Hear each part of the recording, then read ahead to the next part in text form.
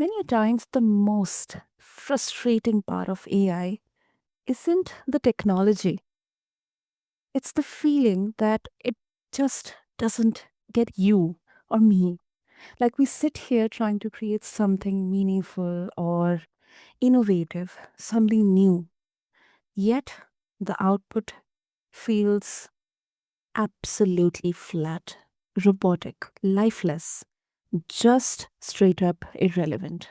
And honestly, yeah, I hear you. It can make you wonder if you are the problem or if the machine just needs a better translator. But here's the twist: the way we speak to AI reflects the way we understand ourselves, our intentions, our emotions, our creativity, our clarity. I can say that AI mirrors us more than we could ever think or imagine. So when we shift the emotional energy behind our prompts, the output shifts too. Today, on this episode of the BizBlend podcast with your host Sana, we are exploring that sweet spot where emotion becomes a strategic tool, not a soft skill. And we have got someone who understands this dance better than the most listeners. A founder who has been in the trenches watching companies bleed time and money because they communicated, they talked to AI like it's just a TaskRabbit instead of a collaborator. And this conversation gets into that very nuance, the friction, the real human psychology behind powerful prompting. So let's get into it and listeners meet my incredible guest, Olga Topchaya. Olga, welcome to the show, and I'm really, really excited, pumped up for this conversation. Such an interesting topic. Thank you for having me. I'm so glad to be here. Oh my goodness. I mean, every word in the intro, it really, really felt like it has happened to me. I've sometimes really felt very like this, powerless, sometimes kind of demotivated that am I equipped to use AI to my best of the advantage? So, when we talk about technology, um, I don't think emotions find a place in there. So that's why I think this conversation is so, so interesting. It's much needed right now. And a lot of people, Olga, they feel like AI gives them this bland or generic responses, the same kind of language everywhere, the same kind of icons or the same kind of punctuations, the same style of writing, even when they think they are being very clear with the prompts or the instructions. So, how much does emotional language actually change the quality of an AI's creative output? And do you think that are we overestimating its impact? Oh, Big it changed question. Mhm. so much, so much. Mhm. So there is a strategy that's called the whisper prompt, and I wrote about this. It's on my LinkedIn. People are free to read about it. The strategy is called the whisper prompt. It was developed by two psychologists at the Nessie Institute, the New England Complex Science Systems Institute. Mhm. And uh, what it does is it opens up the working theory that these professors who developed it and I, we spoke, and the theory that we have about why it works, because they developed it but they don't know exactly why it works. Okay. The working theory on why it works is because when you give it a prompt that says do X, as opposed to using more emotional language, for example, whisper X. So, whisper to me, or explore, or invite this instead of plan this or strategize, right? Very analytical, as opposed to more emotional, more soft, more exploratory, right? When you use that kind of language, as opposed to language like do, analyze, tell, write, very, very, very, very concrete. Um, it opens up new connection patterns in the AI versus it relying solely on its training data. Mm. That is the working theory that we have. When I was speaking with the professors, brilliant professors, one professor is on the more um, technical side, and the other professor is a psychologist, and her background is in neurolinguistics programming. Mhm. Uh, anyone is familiar with neurolinguistics programming? Yeah. It is the study of how language impacts humans and our subconscious mind. Now, Mm. AI was built kind of in the man's image, right? Yeah. Based on, our cognitive architecture. Mhm. So if you think about it logically, it does make sense that if we are impacted by language, which we are, we will react, that is true, that we will react differently to different language usage, that AI will react differently to different language. Exactly. Yeah. And so when we use more emotional language, then it can open up these connections as opposed to relying on the training data. And the training data is what it typically will spit out to everyone, right? Because data that it's typically trained on Mm. is a combination of a lot of academic research, right? And think Mhm. about the kind of style that academic research is written in, the kind of tone and language that gets used in academic research. It's it's passive language. Humans, Mhm. we don't tend to react very well to passive language. Um, it is flat, right? It's supposed to be unemotional. That's Yeah. the goal of academic research. So a lot of the training that goes into it is on academic research, academic papers, academic writing. Um, and then other areas that it's trained on, depending on which AI you're using, Mm. um, uh, which one. So 4.0 has more, we've noticed, emotional in kind of responses in it, and Claude has more emotional responses in it because of the underlying training data. GPT-5 is much more analytical. Yeah. So we've noticed that the whisper strategy does not work well with GPT-5. It 55. works with it. It's okay. It still will get you better output, but it doesn't work as well as it with 4.0 and with Claude. So Mhm. that's the first thing. The second thing is that there's a strategy called role play. Mm. And what we've noted, there's role play, and then there's another one called meta role play. Meta role play is when you ask the AI to create the role for you, or meta prompting, right? When you ask the AI to create a prompt for you. And what we notice is that with role play, when you ask the AI to take on a certain role, the outputs become much, much richer because you're not having the AI be very general. You're having it be more focused on a certain type of output, behaving in a certain way. So it's very, very, their AI is incredibly sensitive to language, incredibly sensitive. And that's why I say if there's any skill that people need to learn, it's how to prompt properly. And it doesn't necessarily mean just being clear with your instructions. There's a lot of prompt strategies that go beyond just being clear with your instructions. That is mind blowing, Olga. Mind Yeah, blowing. it is. It is. Oh my goodness. I do get a sense of the fact that yes, with different platforms, tools like Claude, to some extent, maybe Grok also.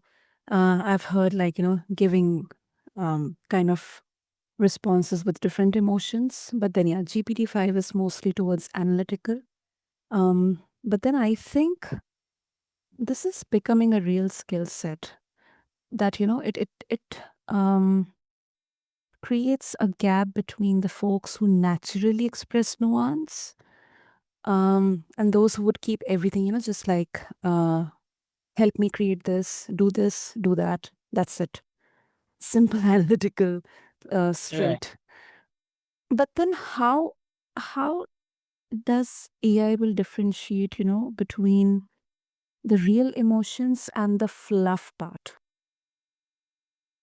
I don't know whether this question is right or wrong, Not but yes. sure I understand. No, I'm sorry. I'm not sure I understand your question.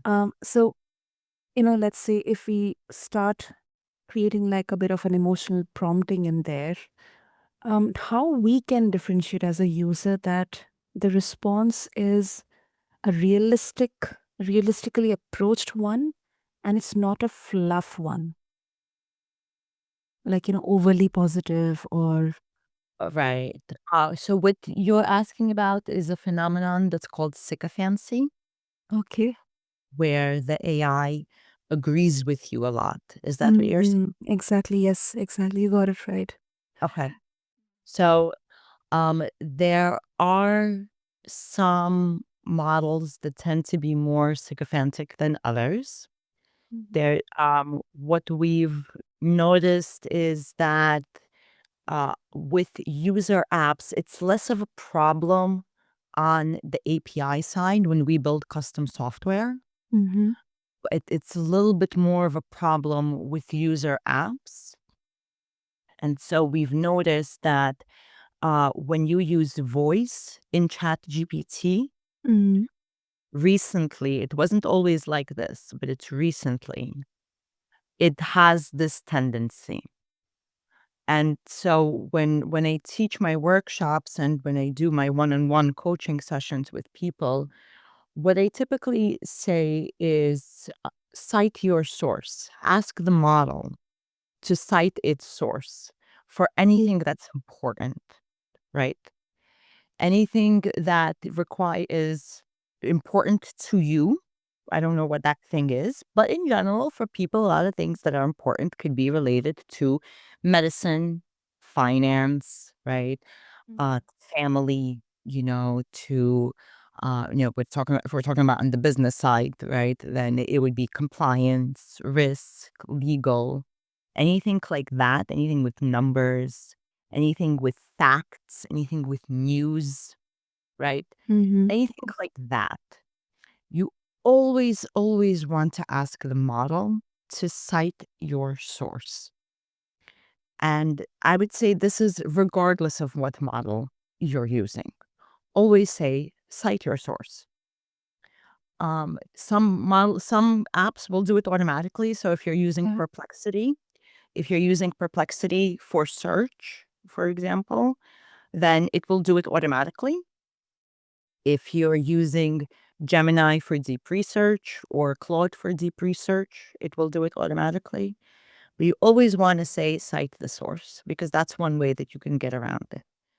Another thing you want to be on the lookout for is just, is it always agreeing with you? Right? Exactly. How many answers in a row is it going to agree with you? And like maybe, you run a little test, like trick it and say, like say, well, I thought you said this, and then see what it says. Right. So you'll see there's a phenomenon that's called model drift, where because the the OpenAI and Anthropic and Gemini developers, they're constantly making updates to the models. Yeah. It its performance will vary over time, right? And so this is a phenomenon that's called model drift. So you kind of never really know how good it is at any given day or month, right? Uh, Mhm. We're noticing right now that user apps are not performing nearly as well as developer APIs, right? Hmm. So that was not the case a year ago. A year ago, they were putting all of their money into user apps. The companies, the big companies, right? So, and the APIs were kind of suffering a little bit. Now it's like the reverse. So you kind of that's why I always use a few apps. I never just use one. Some people say I only want one. And if you only want one, that's okay. Pick one that you like, but just be prepared that you will experience changes in performance over time, you know. So it's something to just kind of keep in mind. It's a very well-known phenomenon. So if you notice that it's not doing as well as it was a month ago, it's a normal thing. It happens very frequently. You can, go try one of the other ones. There's free versions, right? There's paid versions. There's that are cheap, and then there's free versions. You Yeah. could try one of the other ones. Um, uh, I would recommend there's like v- apps out there where you can get all of the different models that some Yeah. people like very much. I think one is called Poe.com, and then there's something else. Some people really like that. So if you want one, you can try doing that. I personally like going direct because then I feel like I get the purest version and I have the most control over it. But again, I'm in the field, right? So Yeah. when I do my coaching and my training with people, I typically work with them to figure out what works best for their preference and their goal and their scenario, right? You kind of have to, there's a little bit of like playing around with it to see what you like best. That makes sense, Olga. Absolutely. And one more question that, that now comes to my mind. So let's say if AI is and I'm being very straightforward here, like essentially mimicking EQ or emotional intelligence, does that create a risk of people, leaning onto it too heavily for creative thinking? I think so, absolutely. Okay. And what we recommend is AI free Fridays or Okay. whatever cadence you choose, right? Okay.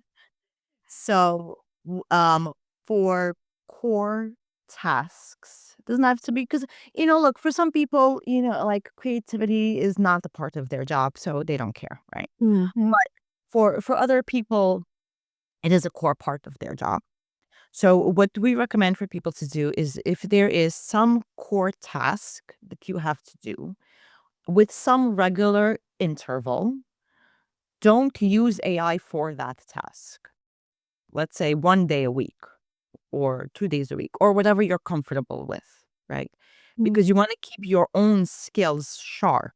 Yep. AI is supposed to help you improve your skills, but you still want to kind of keep your own skills sharp. And you can think about it like spell checker, right? Yep. If you're a grammar teacher, then maybe it's really important for you to know how to spell properly, right? Exactly. Yeah. That's core competency there. That's a core competency for you because you're an English teacher, you're a grammar teacher, right? So maybe you don't rely too heavily on it because you got to teach, depending on what level you're teaching, also, right? Yeah. But if you're most people are not English teachers, so for them it doesn't matter. They don't care. They'll continue using spell check and they will never learn in their life, how to um spell, but it doesn't matter for them. So it in today's world at least, right? It doesn't matter. So they don't care. But if it's a core competency for you, then with some regular interval, don't use AI for that particular skill. Just use your own skills, your own knowledge. And then you can go back to using AI. Absolutely. Absolutely. I 100% agree with this, because let's say if I need to write something which is within my core competency, I will still use AI just to, get a like a skeleton of, how I can make it structured, maybe a bit of strategize, use AI for help. But then um my insights or excuse me, the style, the feeling there, that that personality of that entire piece of writing, that will be unique to me, to my lived experiences, to my ability to think, or maybe imagine, or understand critically. So I think it absolutely makes sense what you said. Yeah, and with writing specifically, I would say AI is fantastic when Mm. you start as the creative source. Hmm. And the way I frequently will what I'll do, because it is also for me, I do a lot of writing and I do a lot of teaching, so I obviously it's a core competency for me as well. Mm-hmm. What I will frequently do is I will write in just like stream of consciousness, essentially, for style, Yeah. and just get all my thoughts out in whatever mess, doesn't matter. Yeah. And then I will ask AI to just make sense of it, to structure it. So kind of the reverse, right? I know I have a bunch of ideas and it's my style, it's my tone, and I will write that down. And then I can have AI take it and make sense of it. And you also have in Claude, there's a thing called styles. So there's a feature actually in Claude where you can give it your style and then it will write in your specific style. It's not foolproof. You have to do a little bit of tweaking with it. Yeah. It can get pretty close. You just have to give it the example. Um, but it's still regardless will work best when the ideas originate from you. Exactly. That's what work best when you are the creative source. And then it kind of shapes them and makes them organized and has, gives it flow and structure and every cleans up, the messes and everything else. Then that's when you can get like the best kind of content. Totally. Totally. And I think the next one is it's very very important question. Like a lot of companies, whether it's in different departments, marketing, sales, or anything, um, we they want more human like AI outputs, but they would really invest in understanding human psychology. So, from what you have seen, Olga, are leaders undervaluing emotional intelligence in tech adoption? Yes, absolutely. I Okay. think emotional intelligence is not going to be considered a soft skill. I think very soon. Um, it is yeah. I actually just finished a course called Emotional Intelligence AI, and that is where Wow. I learned about the whisper prompt, which we talked about, and developed by these two professors. Um, and I will say it's the thing that AI, like you said, mimics, but that humans have, right? So it is a thing, it is a skill that AI cannot actually replace. It can mimic it the best, Mhm. but it does not have lived experience. Humans do. Yeah. In order to have emotional intelligence, you need to have lived experience, right? That's why my 3-year-old son does not have much intelligence, emotional intelligence. Exactly. Sorry, he has no lived experience. um, Humans, we do. So it is a very critical skill. It is a skill that is necessary in sales, in marketing, in customer support, Mhm. and management, in leadership, in collaboration with your coworkers. And these are all areas that AI is going to struggle, I think, for a while, for at least for the foreseeable future. I think there's going to be some struggle there. AI is getting much better at things like therapy. Mhm. So a lot of people are using AI for therapy, but again, right? It's mimicking. It's not actually pure emotional intelligence, as opposed to coming from humans. Sometimes it can be a little bit better than some people I know, to be honest. Mm. But it is a skill I think employers should certainly pay attention to, and in certain functions, such as in sales, it is a skill that employers pay attention to.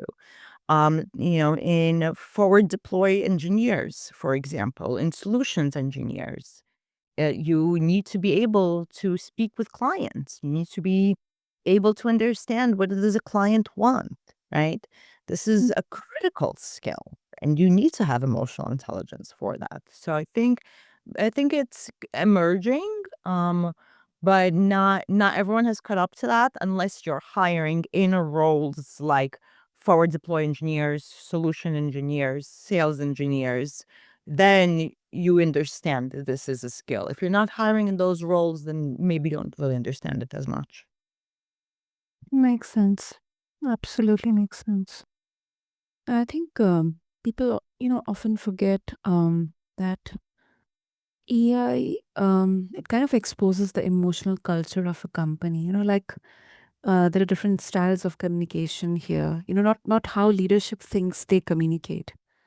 So that definitely lands in there. So, Olga, I think this is so interesting. Before we wrap up, um, one final question. Like you have seen businesses waste thousands of hours before because they, don't communicate well with the AI system. So, um, is that issue more about the human insecurity, or is it more about companies not training people how to use in the emotional context, like effectively? I think companies are just not training people. Um, yes, people are insecure, but if people receive training, then they're not insecure anymore, right? Because they've got training. Exactly. No, I taught my 85-year-old grandmother how to use ChatGPT for writing, and now she adapts her writing to different styles for different types of publications very easily. Wow. That's And it. she's 85 with Parkinson's, so she does everything with voice, right? She dictates. Mm. And if she can do it, then there's no excuse for anybody, right? So it's very simple. These tools, they're very easy to use. At a certain level, things obviously get much more complex depending on what you're looking to do with it. But at a very basic level, there's no excuse. Anyone can do it. That is such a good example. Super, super. So that if listeners they would like to connect with you and share their thoughts about this conversation, and they would also like to further explore deeply into the emotional aspect of how they can leverage AI, how they can reach out to you. Yes, they can reach out to me on LinkedIn, Olga Topchaya, or they can contact me through my website, lapisconsults.com. Wonderful, wonderful. Listeners, what I'm going to do for all of you is have all these details in the show notes. So just refer to them along with this episode on whichever platform you listen to your podcast to.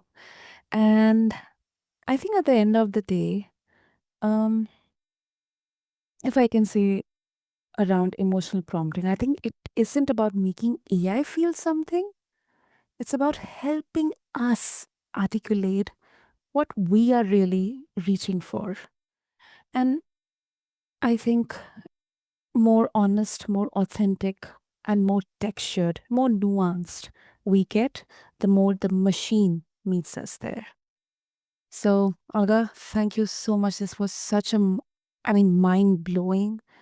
I personally learned a lot in such a short period of time. So, I'm very sure, there's lot to learn further. This is so vast. Absolutely. Absolutely. So very happy to help. So, listeners, whether you are crafting prompts or maybe rethinking workflows, or maybe you're just trying to get a good idea out of your messy day, the thing to remember is that what you have, your emotional clarity, that is big, a huge competitive advantage. And when you learn how to use it, how to leverage it, your creativity stops feeling like effort and it starts feeling like your superpower. So, until next time, this is your host Sana, and you have been listening to BizBlend. Subscribe to us, leave us a review, let us know your favorite takeaways or your highlighted moments because they help us keep running wheels here at BizBlend. Till then, this is your host Sana signing off. Thank you.